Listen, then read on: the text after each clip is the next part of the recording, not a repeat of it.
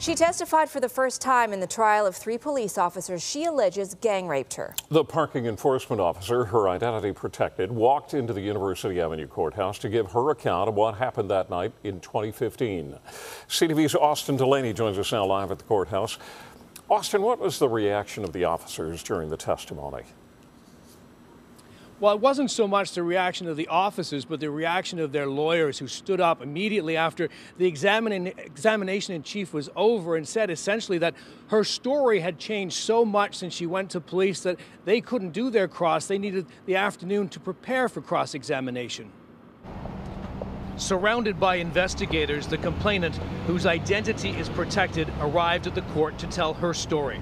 It followed a night of bar hopping and heavy drinking in January of 2015 with 51 division officers who took the parking enforcement officer back to a room at the Harbor Castle Hotel. The next thing I remember, I was on my back and was being sexually assaulted, she testified, by 2 of the officers, Leslie Nizik and Josh Cabero. I was completely unable to move. I couldn't get away from what was happening or stop it. There was a pause, she told the judge, but then it started again.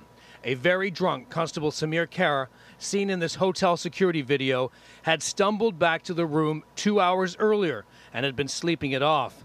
She testified he awoke saying, "Josh, stop." He said, "Josh, stop, she's out." It stopped, but continued again later. The woman testifying, Kara was next, on top of her. "I feel a sensation of a towel wiping my chest." Samir said, "Thanks." They were all laughing. I was powerless. The 3 then talked about whether they still wanted to get a prostitute. She testified, Nizik saying he had arranged it, they just needed to text the woman.